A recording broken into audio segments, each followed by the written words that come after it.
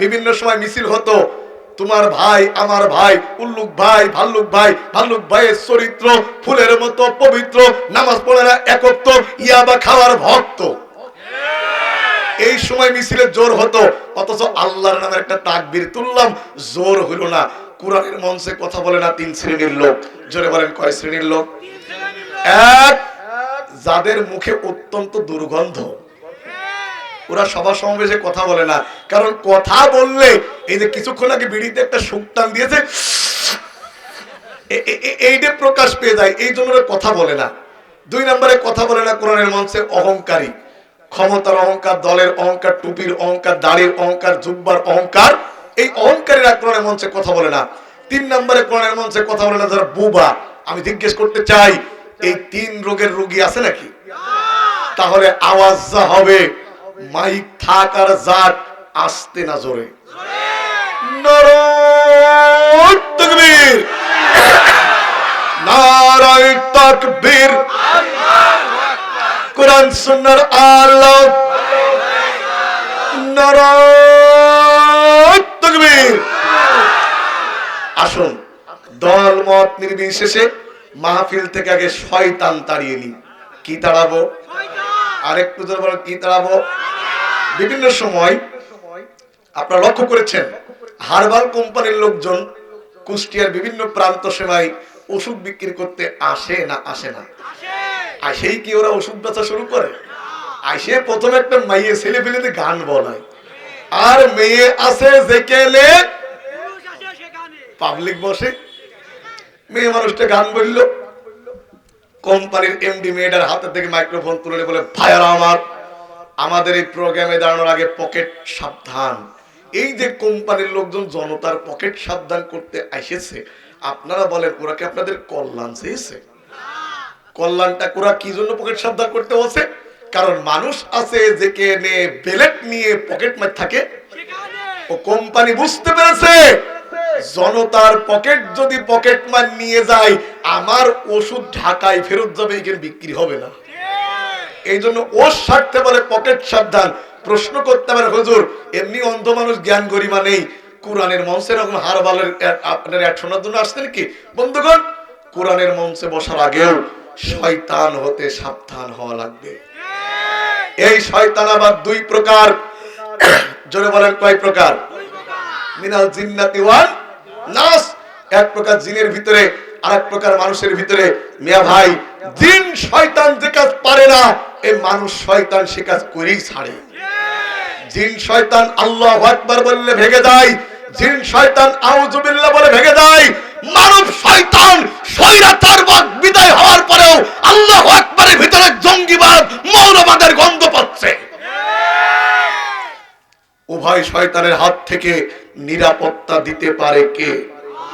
জোর হলো না, আরো জোরে, আরেকবার, আরেকবার। অভ্যাসটা কাজে লাগান। এই তো সবাই দাবি তুলতেছে,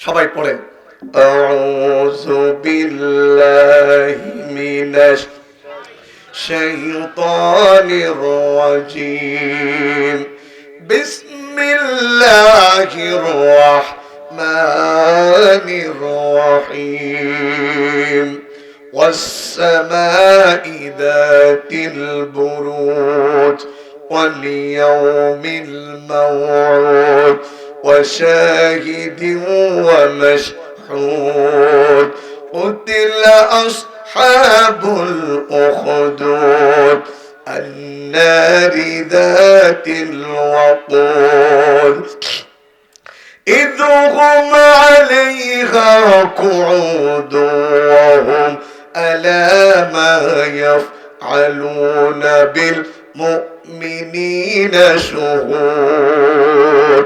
জোরে বলেন আল্লাহু আকবার। আমি আপনাদের সামনে সূরাতুল বুরুজ থেকে কয়েকটি আয়াতে কারিমা তেলাওয়াত করেছি। সূরাতুল বুরুজ নবী করিম সাল্লাল্লাহু আলাইহি ওয়াসাল্লামের মক্কি জিন্দেগীর শেষের দিকে যখন মুসলমানদের উপরে চরম নির্যাতন এবং নিষ্পেষণ চলছিল, মুসলমানদের মনোবল আস্তে আস্তে ভেঙে যাচ্ছিল, তখন মুসলমানদের মনোবলকে চাঙ্গা করতে গিয়ে মুসলমানদেরকে আল্লাহ স্নেহের পরশে হাত বুলিয়ে সূরাতুল বুরুজ নাজিল করে ঈমানদারদের সান্ত্বনার বাণী শোনালেন। চিৎকার করে বলেন সুবহানাল্লাহ। আজ জাতির এই ক্লান্তি লগ্নে কেউ বলছে চট করে চলে আসবো, আবার ডোনাল্ড ডিরাম না টিরাম সে নাকি পাশ করাতে অনেকের মনের ভিতরে হতাশ, অনেকে আবার ঈদের মতো আনন্দ করছে। জাতির এই ক্লান্তি লগ্নে সূরা বুরুজ থেকে আমাদের ঈমানদারদেরকে হতাশা ভেঙে সামনের দিকে এগিয়ে চলার পথ বের করতে হবে। আমার ভাইয়ারা, সূরাতুল বুরুজ আগেই বলেছি নবী করিম সাল্লাল্লাহু আলাইহি ওয়াসাল্লামের মাক্কি জিন্দেগিতে নাযিল হয়েছে। মোট আয়াত 22, 438টা শব্দ দিয়ে গঠিত, 109টি বাক্য দিয়ে এই সূরাটি শেষ হয়েছে। সূরাটির নাম সূরাতুল বুরুজ। আসুন আমরা মাতৃভাষা বাংলায় এর ভাবার্থ তেলাওয়াতের অর্থগুলো আমরা শুনে নেই।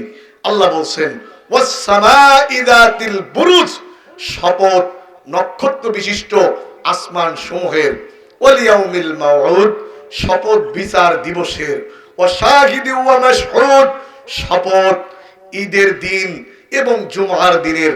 আল্লাহ পাক বলেন, কুতিলা আসহাবুল উখদুদ, অগ্নিকুণ্ডের অধিপতিরা ধ্বংস হয়েছে। আন্নারি যাতিল ওয়াকুদ, প্রচুর পরিমাণ ইন্ধন যুক্ত আগুন তারা জ্বালিয়েছিল। আল্লাহ পাক বলেন, ওই মুমিনেরা কি করছে? মুশরিকেরা তার পাশেই দাঁড়িয়ে লক্ষ্য করছিল। আল্লাহ পাক বলেন, মুমিনদের কোনো অপরাধ ছিল না, ওরা একমাত্র তাদের রবের প্রতি ঈমান এনেছিল। চিৎকার করে বলেন আল্লাহু আকবার। যেহেতু তাফসীর মাহফিল গতানুগতিক কোনো কিসসার মাহফিল নাই, এজন্য তাফসীর থেকে তাফসীর মাহফিলে কথা বলতে গেলে তাফসীরের কিছুটা হক আদায় করেই আমাদের তাফসীর শুনতে হবে। শোনার অভিজ্ঞতা আছে তো? এই পিছনে দিক ওয়াজ করছে কার আবার? আমার ভাইয়েরা, এতক্ষণ পর্যন্ত আমি আপনাদের সামনে সূরাতুল বুরুজের শানে নজুল এই বাংলা অনুবাদ বললাম। এবার আসুন সূরাতুল বুরুজের শানে নজুলটা আমরা একটু দেখে আসি। কোন প্রেক্ষাপটে বিশ্বনবীকে আল্লাহ পাক এই সূরা নাজিল করে সে কথাগুলি বললেন। বিশ্বনবী পৃথিবীর মানচিত্রে আসার বেশ কয়েকশো বছর আগে এই পৃথিবীতে একজন জালিম বাদশা ছিল। বাদশাটির নাম তাফসীরের ভিতরে এসেছে ইউসুফ জওয়াস। এই জালিম বাদশা এ নিজে মূর্তি পূজা করত এবং লোকদেরকে মূর্তি পূজা করার ব্যাপারে অনুরোধ করত, উদ্বুদ্ধ করত। রাষ্ট্রীয় পর্যায়ে সে মূর্তি পূজাকে জায়েজ করেছিল। আমাদের যিনি পলিয়ে গেল উনি কিন্তু কৌশলে আমাদেরকে মূর্তি পূজা করানোর জন্য বহু চেষ্টা করেছে। জায়গায় জায়গায় নিজের আব্বাকে প্রতিষ্ঠা করেছে। যেদিন চলে গেল আব্বার একদিনের জন্য দাঁড়িয়ে থাকতে পারল না। আমার ভাইয়েরা, বাদশার দরবারে একজন জাদুকর ছিল।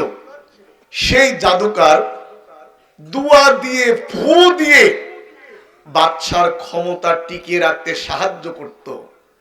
যিনি পালিয়ে চলে গেল দেখেন তারও কিন্তু কিছু চাটুকার হুজুর, চাটুকার কিছু দুয়া দেয়া লোক, একেবারে রকেট পাঠাতে হলেও তো বিভিন্ন নাসা গবেষণা কেন্দ্র বিভিন্ন জায়গাতে পাঠাতে হয়।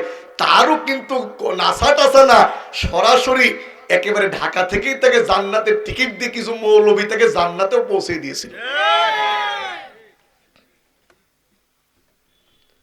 আমার ভাইয়ারা, বাদশা যে জাদুকর ছিল, জাদুকর আস্তে আস্তে বৃদ্ধ হয়ে গেল।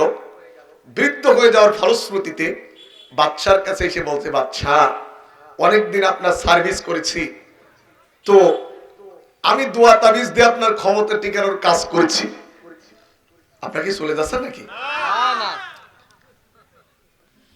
তো আমি তো বৃদ্ধ হয়ে যাচ্ছি, হয়তো মারা যাব, একটা ছেলে আমাকে দেন, আমি এই ছেলেকে দোয়া তাবিজ শিক্ষা দেওয়া যাব, জাদু শিক্ষা দিয়ে যাব, যেন ওই ছেলেটা আমার মতো 5টা গোলাম হয়ে আপনার ক্ষমতার চেয়ারের খুঁটিকে একটু মজবুত করে দিতে পারে। বাচ্চা চিন্তা করলো প্রস্তাব তো মন্দ না। বাচ্চা এলাকার ভিতরে ঘোষণা দিল একটা মেধাবী ছেলে লাগবে, কাজ হবে জাদু শিখা, যাতায়াত খরচ সব দেওয়া হবে, জাদু শিখার পরে দরবারে তাকে চাকরি দেওয়া হবে। অসংখ্য বালক আসলো, একজন মাত্র বালককে জাদুকর বাছাই করে নিল। তাফসীরের ভিতরে নাম এসেছে আব্দুল্লাহ বিন তামির। শুনতেছেন আপনারা? একজন মাত্র বালককে অডিশন থেকে, অ্যাডমিশন থেকে, ভাইবা থেকে বাছাই করা হলো, নাম আব্দুল্লাহ বিন তামির। আচ্ছা, এই কাপে আমার পানি খাওয়া অসুবিধা হচ্ছে, একটা ছোট কাপ নিয়ে আসেন। আমার চাইতে তো মনে হচ্ছে কাপের ওজন বেশি। আমার ভাইরা, তো আব্দুল্লাহকে বলে দেওয়া হলো তুমি প্রত্যেকদিন জাদু শিখতে আসবে। আব্দুল্লাহ প্রত্যেকদিন সকালবেলা ঘুম থেকে উঠে জাদুর ক্লাসে আসে, আবার বিকাল বেলায় জাদু শিখে আবার বাড়ি চলে যায়। দিন চলে গেল, মাস চলে গেল, বছর চলে গেল। হঠাৎ একদিন আব্দুল্লাহ বিন তামির জাদুর ক্লাসে আসার সময়, জাদুর ক্লাস থেকে ফিরে যাওয়ার সময় রাস্তার ভিতরে একটা ঘর দেখতে পারলেন। আব্দুল্লাহ বিন তামির বহু মাস দিন এই রাস্তাতে চলেছে, এই জায়গায় কোনো ঘর দেখতে পাই নাই। আজকে ঘর দেখতে পেয়ে কৌশল বশত, কৌতূহল বশত আব্দুল্লাহ বিন তামির ঘরের ভিতরে প্রবেশ করলো। ঘরের ভিতরে প্রবেশ করার পর আব্দুল্লাহ বিন তামির তাকে দেখে একজন বৃদ্ধ মানুষ কি যেন করতেছে, সিজদায় লুটিয়ে আছে। আব্দুল্লাহ বিন তামির তো বোঝে না, কারণ ওর শিক্ষা ব্যবস্থাটাই ছিল শিরকিয়াতে ভরা। আব্দুল্লাহ বিন তামির বহুক্ষণ লক্ষ্য করলেন বৃদ্ধ মানুষটা সিজদায় পড়ে আছে। বৃদ্ধ মানুষটা সিজদা থেকে ওঠার পর, ইবাদত শেষ হওয়ার পর আব্দুল্লাহ বিন তামিরের দিকে লোকটা ভয় পেয়ে গেল। কারণ এই জায়গায় সে ইবাদত করে, কেউ এই জায়গায় আসে না। কোন গুপ্তচর নাকি, কোন আইন শৃঙ্খলা বাহিনীর সদস্য নাকি?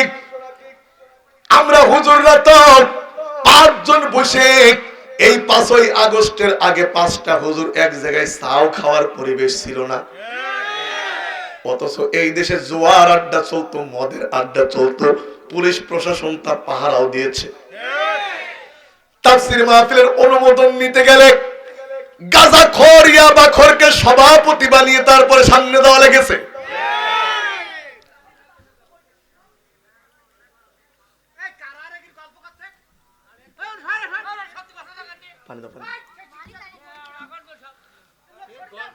আমার ভাইরা, আব্দুল্লাহ বিন তামিরকে দেখে বৃদ্ধ বুজুর্গ ভয় পেয়ে গেল।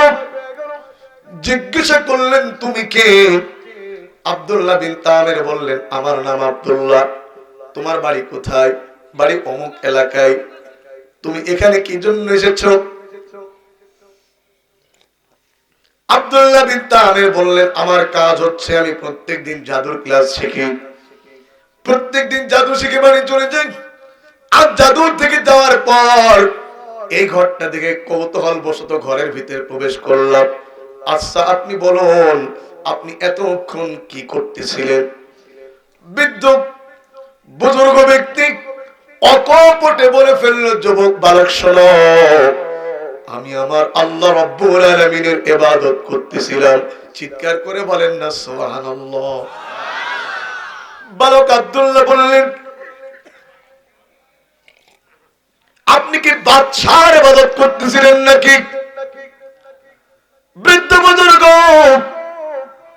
চোখের পানি ছেড়ে দিয়ে বলল না না না, আমি বাদশার ইবাদত করি না, বরং তোমাকে, আমাকে, যিনি ওই বাদশাকে সৃষ্টি করেছে, আমি আমার আল্লাহ পাকের ইবাদত করতেছিলাম। চিৎকার করে বলেন না সুবহানাল্লাহ।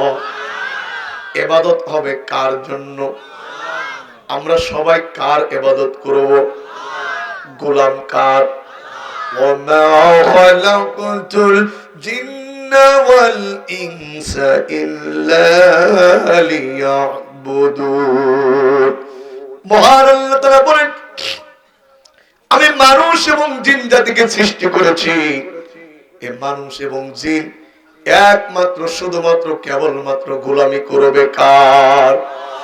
ইয়া আইয়ুহান নাসু উবুদু রাব্বাকুমুল্লাযী খালাকাকুম ওয়াল্লাযীনা মিন ক্বাবলিকুম লাআল্লাকুম তাত্তাকুন। চিৎকার করে বলেন না আল্লাহু আকবার।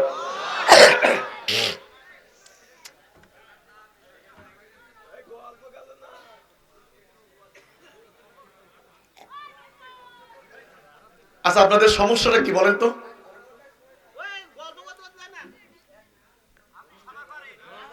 আপনারা কি চলে যাচ্ছেন? আমি স্বেচ্ছাসেবকদেরকে বলবো, যারা রাস্তার উপর ডিস্টার্ব করছে তাদেরকে বাড়ি পাঠিয়ে দেওয়ার ব্যবস্থা করেন। আমার ভাইরা, আব্দুল্লাহ বিন তামির বৃদ্ধ বুজুর্গের কাছ থেকে আল্লাহর পরিচয় শুনে চমকে গেলেন, কারণ তিনি তো আল্লাহর পরিচয় জানে না। বৃদ্ধ বুজুর্গ ব্যক্তিকে আল্লাহর পরিচয় করায় দিলেন। বৃদ্ধ বুজুর্গের কথা শুনে আব্দুল্লাহ বিন তামিরের ভালো লেগে গেল। আব্দুল্লাহ বিন তামির গোপনে গোপনে পড়ে দিলেন, লা ইলাহা ইল্লাল্লাহ। সবাই লা, আরো জোরে লা ইলাহা সুবহানাল্লাহ আলহামদুলিল্লাহ লা ইলাহা ইল্লাল্লাহ মুহাম্মাদুর রাসূলুল্লাহ। আব্দুল্লাহ বিন তামির প্রত্যেকদিন জাদুর ক্লাসে আসেন নাকি ওই বৃদ্ধ বুজুর্গের কাছ থেকে দিন সম্পর্কিত কথা শুনে, ভালো ভালো সবক শুনে। আব্দুল্লাহ বিন তামির জাদুর ক্লাস থেকে যাওয়ার সময় বৃদ্ধ বুজুর্গের কাছ থেকে দিন সম্পর্কিত কিছু বুঝ ভিতরে নিয়ে নেয়। সুবহানাল্লাহ বলেন। এমনি করে দিন চলে গেল, মাস চলে গেল, বছর চলে গেল, তার ভিতর তিনি অ্যাড হয়ে গেলেন। হঠাৎ একদিন গ্রামের মাঝখানে একটা জানোয়ার ঢুকে পড়েছে। গ্রামের মাঝখানে একটা জানোয়ার ঢুকে পড়েছে। জানোয়ারের অত্যাচারের ভয়তে কেউ এই পাশে আসতে পারে না, কেউ ওই পাশে যেতে পারে না।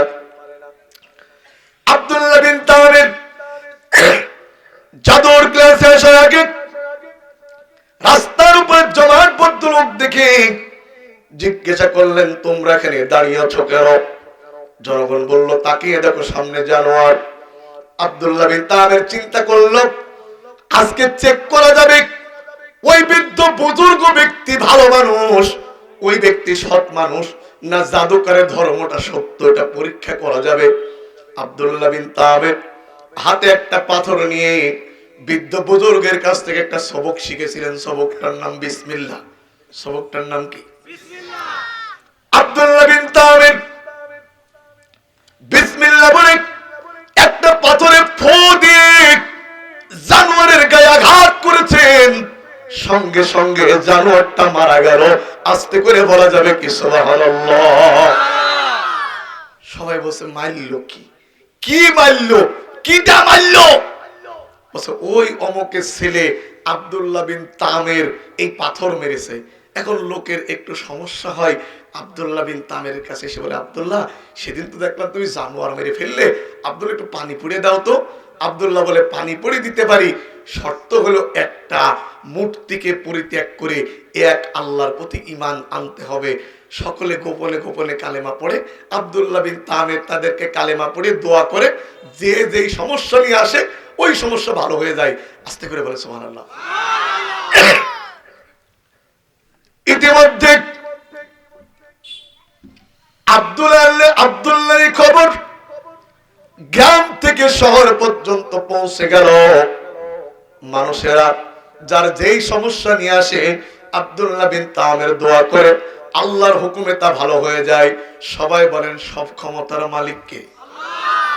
আমাদের দেশের রেডিও এবং টেলিভিশনে এই 3 মাস আগেও সকালবেলা, বিকেলবেলা, দুপুরবেলা, সময় নেই, অসময় নেই, দিবসের তোর অভাব ছিল না, সেই সমস্ত অনুষ্ঠানে বলা হতো সকল ক্ষমতার উৎস জনগণ।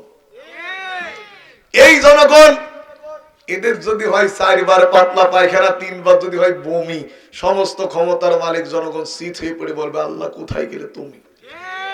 লোকজন ধরাধরি করে বাড়িতে নিয়ে যাওয়ার পরে বউটা জিজ্ঞেস করছে শিপালির বাপ তোমার কি হয়েছে? বসে মা সে কথা তুমি আর শুনলো না। ক্ষমতার মালিক শীত হয়ে পড়েছে, এমন ভাবে শীত হয়ে পড়ল এই ক্ষমতার মালিকদেরকে এখন খালে বিলে পেশাবের নালের গুড়াই পাওয়া যাচ্ছে।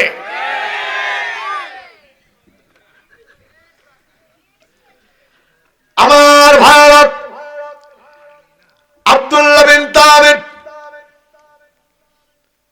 তার খবর যখন গ্রাম থেকে শহর পর্যন্ত পৌঁছে গেল, হঠাৎ বাদশার একজন মন্ত্রী আমার মতো কানা হয়ে গিয়েছে।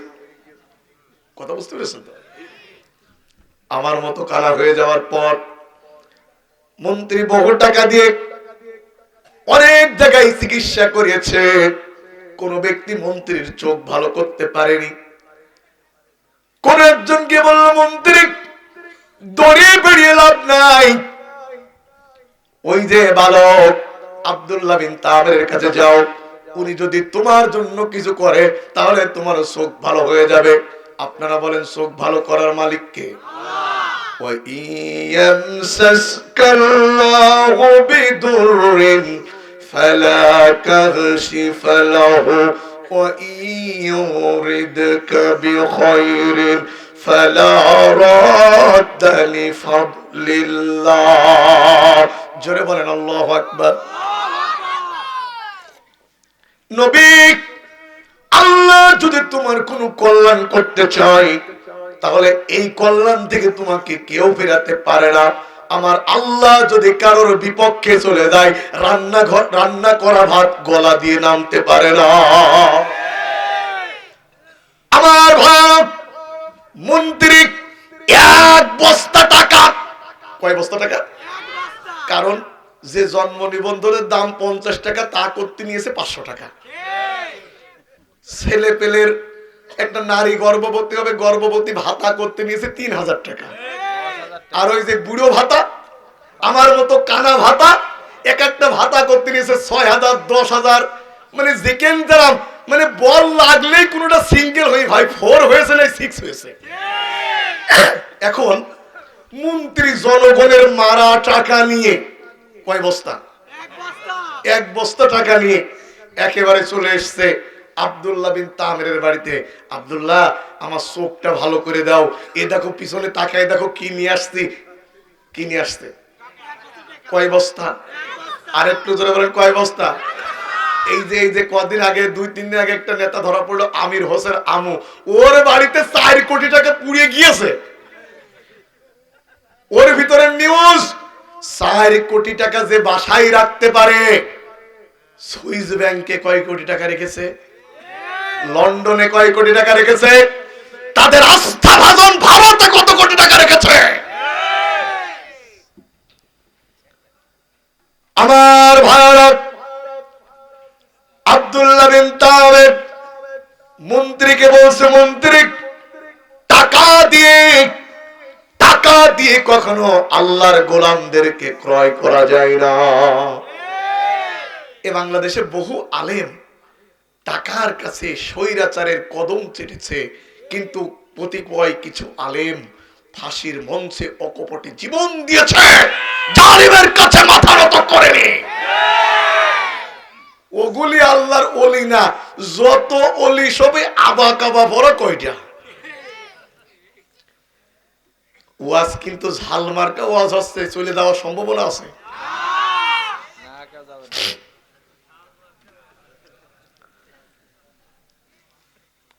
আমার ভারত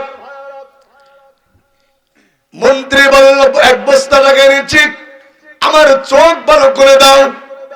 আব্দুল্লাহ বিন তামির বললেন, চোখ ভালো করার মালিক আমি না, চোখ ভালো করার মালিক আমার রব আল্লাহ। চিৎকার করে বলেন না আপনার আমার রব কে? আর একটু জোরে বলেন রব কে? আমি বারবার রব শব্দ বলছি, এখন থেকে আসা দরকার রব কাকে বলে ওটা তো জানা দরকার। কি বলেন? যেহেতু রব একটা সেনসিটিভ বিষয়, আমরা যখন সূরা ফাতিহা পড়ি তখনও পড়ি আলহামদুলিল্লাহি রাব্বিল আলামিন, আছে না নাই? যখন রুকুতে যাই সুবহান রাব্বিয়াল আযীম, এখানে রব আছে না নাই? রুকু থেকে ওঠার পরে রব্বানা লাকাল হামদ, এখানেও রব আছে না নাই? দোয়াগুলি দেখেন, রব্বানা লা তুযিগ কুলুবানা, রব্বানা যালামনা, রব্বানা ফাগফির লানা যুনুবানা, রব্বানা আতিনা মা ওয়া'আদতানা, রব্বি হাবলি মিনাস সালিহিন। সব জায়গায় রবের ব্যবহার আছে না নাই? আবার কবরে যখন চলে যাব ওখানেও তিনটা প্রশ্নের একটা প্রশ্ন, মার রব্বুকা, তোমার রব কে? এখন জেনে আসা যাক রব কাকে বলে। রব কাকে বলে? তারবিয়াতুশ শাই ইলা কামালিহি শাইয়ান ফাশাইয়া, নাই থেকে যিনি পূর্ণতায় পৌঁছে দেন, নাই থেকে যিনি পূর্ণতায় পৌঁছে দেন তিনি আমার রব আল্লাহ। এখন আমার বয়স 33 বছর, আজ থেকে 34 বছর পূর্বে আমার পিতামাতা আমাকে চিনত না। চেয়ারম্যান মেম্বার তো প্রশ্নই আসে না, গ্রামবাসী আমাকে চিনত না।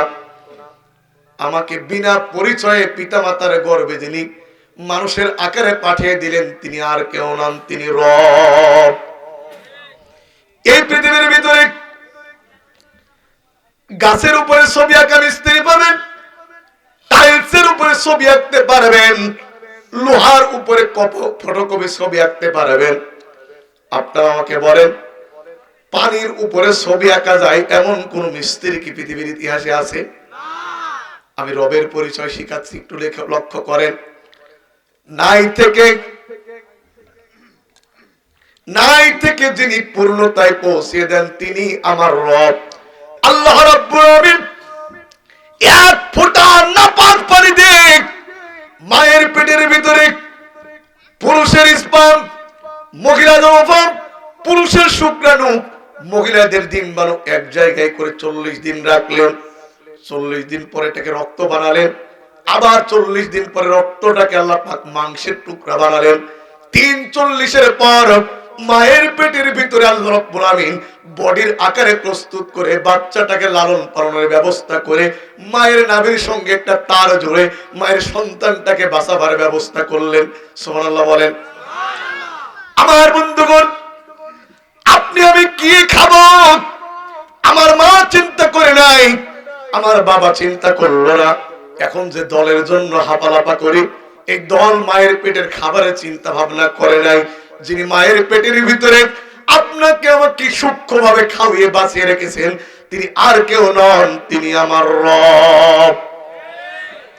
ছুটে চলে আসলাম পৃথিবীতে, লাইন ছিল একটা, লাইনটা কাটা হয়ে গেল। আল্লাহ রাব্বুল আমিন আপনি আমি কি খাবো এটা মা চিন্তা করে নাই, বাবা চিন্তা করলো না। আপনি আমি কি খাবো আমার রব আগেই চিন্তা করে মায়ের বুকের উপরে ডবল লাইন চালু করে দিল, তার নাম দুধ। সুবহানাল্লাহ বলেন। আস্তে আস্তে সন্তান বড় হতে লাগলো। শুধু দুধ খেয়ে হবে না, মাছ খাওয়া লাগবে, গোশ খাওয়া লাগবে। ছোট্ট ছোট্ট চিকন চিকন দাঁতের ব্যবস্থাও আমার রব করে দিলেন। সুবহানাল্লাহ বলেন। 7 বছর পর এই চিকন গোস্ত আর মুরগির কলিজায় পেট ভরবে না, এখন খাতে হবে গরুর মাথা, এখন খাওয়া লাগবে ছাগলের কলিজা। আল্লাহ রাব্বুল আমিন, আল্লাহ আমার এমন রব, ওই যে ছোট্ট ছোট্ট চিকন চিকন দাঁতগুলি কুদরতি কায়দায় মুখের থেকে বোল্ড আউট করে আল্লাহ পাক নতুন নতুন দাঁত মুখের ভিতরে সেটিং করে দিলেন। দাঁত যখন পড়ে গেল, নানিতে দাদিতে এসে বসে, এই দাঁত ধর। দাদি কনে যাবো, কানা মানুষ। বলে ওই দেখ ওখানে ইন্দুরের গর্ত আছে, ওখানে যা। গেলাম, গিয়ে বললাম, দাদি শিখিয়ে দিলে, বল ইন্দুর, কথা কন না কেন, ইন্দুর তোমার চিকন দাঁতটা দাও, আমার মোটা দাঁতটা।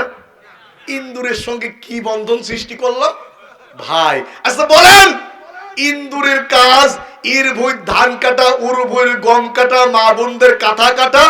ইন্দুরের কাজ হচ্ছে ক্ষতিকর। কথা বলেন ঠিক না বেঠিক? এই ইন্দুর রূপ যারা ধারণ করেছে, ইন্দুর যাদের ভাই হয়েছে, এই ইন্দুর মার্কা লোকগুলি দেশ থেকে 18,00,000 কোটি টাকা পাচার করে অন্য রাষ্ট্রে পাঠিয়ে দিয়েছে। তুমি ডিমির জন্য এখন আন্দোলন করছো, 16 বছর কনে ছিলে? তুমি চাকরির জন্য আন্দোলন করছো, এতদিন কনে ছিলে? ওরে আমার হাবা যাবা, এই 3 মাসেই বাতসা খাবা। ইসলামী সরকার আনো, দাঁড়ানো লাগবে না, চাহিদা মতোই পেয়ে যাবা। সেই ইসলামী সরকারকে আনতে রাজি আছি। কারা কারা রাজি? একটু হাতটা আল্লাহকে দেখাই, লিল্লাহি তাকবীর।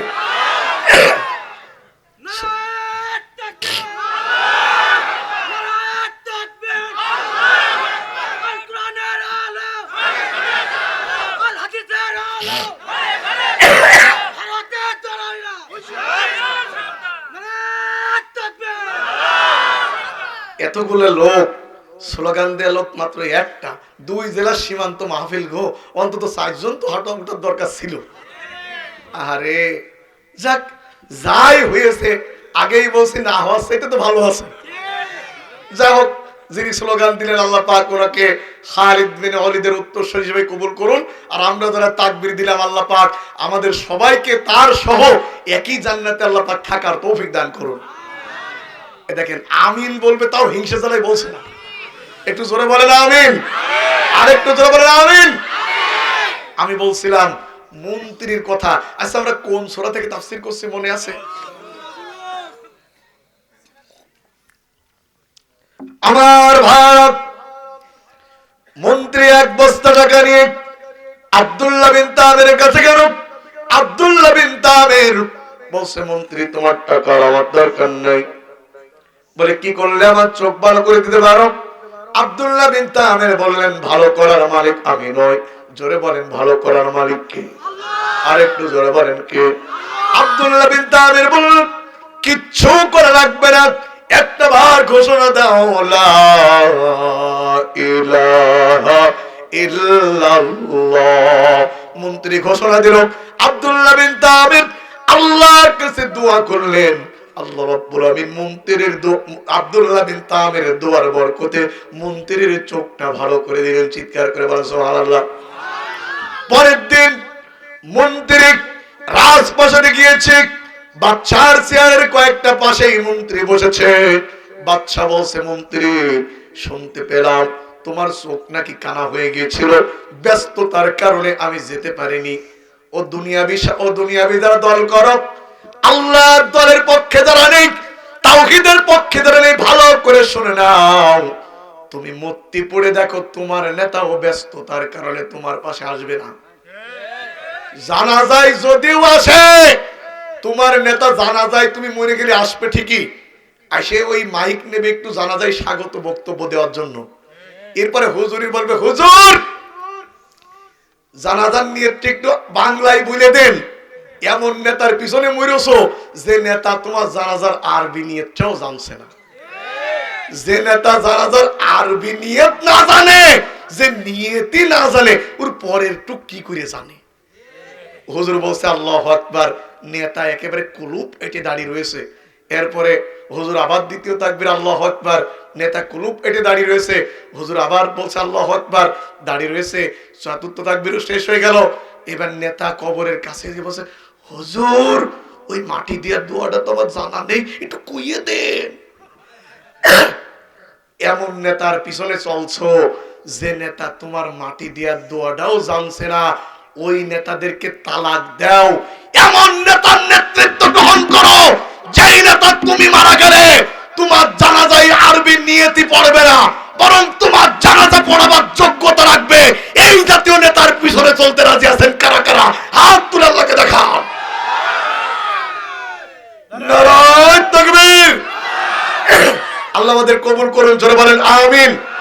আর একটু জোরে বলেন আমিন। বলছিলাম বাদশা বলছে মন্ত্রী ব্যস্ততার কারণে যেতে পারেনি, তুমি একটু বলো তোমার চোখ ভালো করলো কেডা? তখন মন্ত্রী বলছে আমার চোখ ভালো করেছে আমার রব। সুবহানাল্লাহ বলবেন। এই বেশ জালেম বাদশা ইউসুফ জুলওয়াস হাত তালি দিয়ে বলছে দেখ আমার পাওয়ার কত, আমার ক্ষমতা কত, আমি কানা মন্ত্রী ভালো করে দিলাম। দেখেন না এই দেশেও তো এরকম কিছু লোক আছে, উন্নয়ন করে একজন, দাম নেই আর একজন।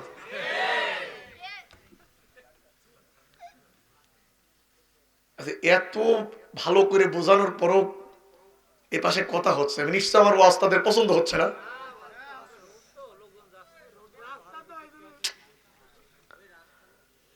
আপনারা কি বিরক্ত হয়ে চলে যাচ্ছেন নাকি? সবাই আছেন তো? আচ্ছা, এবার বাদশা বলছে মন্ত্রী তোমার চোখ তো আমি ভালো করেছি। মন্ত্রী অকপটে বলল বাদশা তুমি আমার চোখ ভালো করনি, আমার চোখ ভালো করেছে আমার রব আল্লাহ। সুবহানাল্লাহ বলেন। বাদশার মাথায় কি কাজ করছে? বলে এই আল্লাহর পরিচয় যেন মানুষ বুঝতে না পারে, এই জন্য স্কুলের পাঠ্য বই চেঞ্জ করে দিলাম, কিড়িং কিড়িং সাইকেল চালাও। এই আল্লাহর পরিচয় যেন বুঝতে না পারে, এই জন্য আমরা টিরাঞ্জিনান্টের গল্প ঢুকালাম, শরীফকে শরীফ বানিয়ে দিলাম। এই আল্লাহর পরিচয় যেন মানুষ বুঝতে না পারে, এই জন্য ভালো ভালো মসজিদের ছবি কেটে দুর্গ দানোয়ারের ছবি পাঠিয়ে দিলাম। তারপরে ওই মন্ত্রী এই কন্তে এক ফাইল মেয়াদ উত্তীর্ণ গাঁজা খেয়ে আসলি ভালো করে বল, এই রবের পরিচয় কোনে পালি ভালো করে বল। মন্ত্রী বলতে চায় না। বাংলাদেশে একটা কথা আছে মায়ের আগায় কে পলায়, যদিও ভূত বলতে কিছু নাই। এখন প্রচন্ড আকারে নির্যাতন শুরু হলো, মন্ত্রীকে প্রহার করা শুরু হলো। মন্ত্রী নির্যাতনের এক পর্যায়ে বলে ফেললো বাচ্চা আমাকে মেরে কোনো লাভ নাই, আমি তাওহীদের গল্প শুনেছি, তাওহীদের পরিচয় পেয়েছি। তুমি যাকে তোমার রাষ্ট্রের জাদু শিক্ষার দায়িত্ব দিয়েছো তার কাছ থেকে, আব্দুল্লাহর কাছ থেকে আমি আমার রবের পরিচয় পেয়েছি। ও বাচ্চা জীবন দিতে পারি, কখনো কখনো ঈমান থেকে 1 ইঞ্চি পরিমাণ সরে যাব না। ঈমান আনা তো সহজ নয়, ঈমান আনা অত্যন্ত কঠিন। আল্লাহ বলেন আহাসিবান নাসু আইয়ুতরাকু আইয়াকুলু আমান্না ওয়া হুম লা ইফতানুন। জোরে বলেন আল্লাহু আকবার। তোমরা কি মনে করেছো ঈমান এনেছো এই কথা বললে আমি তোমাদেরকে ছেড়ে দিব? না না না, আমি আল্লাহ পাক তোমাদের পরীক্ষা করব। ঈমান আনলে যিনি পরীক্ষা করবেন জোরে বলেন তিনি কে? আমরা কি ধরনের ঈমানদার হলাম? আমাদের জীবনে কোনো পরীক্ষা টরীক্ষা নাই, এমনি চাকরি পেতে চাই। কথা বলেন ঠিক না ঠিক? আমার ভারত ঈমান যে কত দামি সম্পদ, ঈমান যে কত দামি সম্পদ, ঈমানদাররা যদি বুঝতে পারত 5ই আগস্ট আসার অনেক আগেই এদেশ ইসলামের জন্য উন্মুক্ত হয়ে যেত। কিন্তু আপনাদের কথা কি বলবো, আমরা হুজুররাই তো ভালো করে ঈমান বুঝিনি, আমরা হুজুররাই তো এক হতে পারিনি। এই মন্দিরের ঠাকুর আর ওই মন্দিরের ঠাকুর, এই দুই দাদা জীবনে ঝগড়া হয়নি। এই মসজিদের হুজুর আর ওই মসজিদের হুজুরের মিল হচ্ছে না। কি নিয়ে গ্যাঞ্জাম? নামাজের সময় হাত একেন থবো না একেন থবো, কি নিয়ে আমাদের গ্যাঞ্জাম?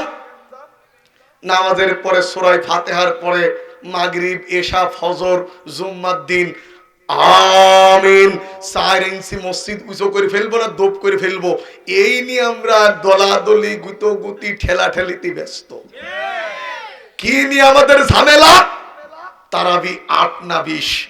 কি নিয়ে আমাদের ঝামেলা? ইয়া নবী সালাম আলাইকা, এই নিয়ে আমাদের দলাদলি গুতোগুতি ঠেলাঠেলি আছে না নাই? আমি বাংলাদেশের হুজুরদের বলি, হুজুর ঘর যদি ঠিক থাকে প্লাস্টার করা যাবে, টাইলস করা যাবে, দোতলা করা যাবে, কোনো সমস্যা না। ঘর যদি ঠিক না থাকে প্লাস্টার টাইলসের কোনো প্রশ্নই আসে না। ও বাংলাদেশের টুপিওয়ালা দল, ইসলাম যদি টিকে থাকে, আমিন আসতে বলা জোরে বলা, বাইতুল মুকাররমে সব দলের লোক বসে ঠিক করা যাবে। ইসলাম যদি টিকে থাকে, টুপি টিফিন কারের বাটি হবে না, জাল হবে না, পাঁচকলি হবে, ওটা ওখান থেকে ঠিক করা যাবে। ইসলামে যদি টিকে না থাকে, তুমি হুজুর আমি হুজুরের অস্তিত্ব থাকবে না। আজকে দুঃখ লাগে, 5ই আগস্টের পরেও এক হুজুর মার খায়, আর এক হুজুর পান চাবায় আর বলে ঠিকই হচ্ছে, ঠিকই হচ্ছে। কথা বলে ঠিক না বেটি? আমাদের হতাশ করেছে এদেশের একজন খ্যাতনামা আলেম, তিনি এক ঘরানার আলেম, তিনি আলোচনায় বললেন জামাত ইসলাম ইসলামী দলই না, তারা কাদিয়ানি, সেই তো খারাপ। অথচ তাদেরকে আমরা এতদিন বড় হুজুর বলে চিনতাম। নিশ্চিত হয় ইন্ডিয়ান ট্যাবলেট গিলেছে, না হয় আমেরিকান ট্যাবলেট ইনহেলারে পুরে খেয়েছে। আমার ভাইরা, গল্পকে একটা করব, চলে যাচ্ছে না তো পিছন থেকে। এক বাড়িতে বাড়িওয়ালা 3 হুজুরের দাওয়াত দিয়েছে। কয় হুজুর? বাড়িওয়ালা মিস মিস করে হাসছে আর বোর কাছে হাত ধরে বলছে 3 এক জায়গায় করিস রে। তো বউ আবার বলছে তাহলে কি করতে চাচ্ছ? বলে পথ তো সোজা, কিছু রান্না করেছে? হ্যাঁ, গোস্ত, পোলাও, পায়েস, অনেক কিছু রান্না করা হয়েছে। বলে পায়েস আজকে 3 জনের 3 প্লেট দেবো না, 3 জনের দেবো 1 প্লেট। ওই যে বরের খেতে দেয় খামসা, ওইরকম খামসা মার্কা একটা প্লেটে সেন্সের তো খামসা। যারা কথা করছেন ওরা মনে এখনো কবুল পড়েনি। এখন এই খামসা মার্কা প্লেটে পায়েস দিয়েছে হুজুরের সামনে, হুজুর আপনারা ভাগ করে খান। বড় হুজুর বলছে বাবা এ তো আর কি পায়েস, আল্লাহ আমাদের জান্নাতে নেবে, সেই জান্নাতে আঁকা বাঁকা নদী হবে। তাই বলে বড় হুজুর খামসার মাঝখানে একটা পদ্মা নদী আঁকিয়ে নিজের মুখো একেবারে নদীর মোহনাটাই নিয়ে নিয়ে বুঝালো এই ভাগটা আমার। মাইজে হুজুর বসে চুপ করেন, কোথায় জান্নাত? আল্লাহ হাসরের ময়দানে সব মানুষ এক জায়গায় করবে। তাই বলে মাইজে হুজুর পদ্মা ভেকু দিয়ে ভেঙে ধান গুছানো মতো এক জায়গায় করে দিল। ছোট হুজুর বলতেছে হুজুর আমি ছোট হতে পারি, আপনাদের থেকে ওয়াজ কিন্তু কম শিখিনি। কোথায় জান্নাত, কোথায় হাসরের ময়দান? আল্লাহ কোরআনে বলেছে ইজা সুলসিলাতিল আরদু জিলজালাহা ওয়া আখরাজাতিল আরদু আসফালাহা ওয়া ক্বালাল ইনসানু মা লাহা। এই জমিনকে ঝাঁকে মেরে আল্লাহ উল্টে দেবে। তাই বলে ছোট হুজুর খামসা ধরে উল্টে দিয়েছে। আপনারা বলেন কারোর বরাতে কি এই পায়েস ছুটবে? ও বাংলাদেশের টুপিওয়ালা দল, এত সম্ভাবনা তৈরি হওয়ার পরেও যদি তোমরা কামড়া কামড়িতে ব্যস্ত থাকো, ওই চট করা আর কট করা দুদল এক সময় এক হয়ে তোমাদেরকে জমিন থেকে নিশ্চিহ্ন করে দেবে। সময় এসেছে এক হয়ে আল্লাহর দ্বীনের কথা মসজিদ থেকে শুরু করে চায়ের দোকান পর্যন্ত বজ্র কণ্ঠে আওয়াজ তুলতে হবে। জমিন যার আইন চলবে তার, কোন ভুই ফলের আইন দিয়ে দেশ চলতে পারে না, পারে না, পারে না।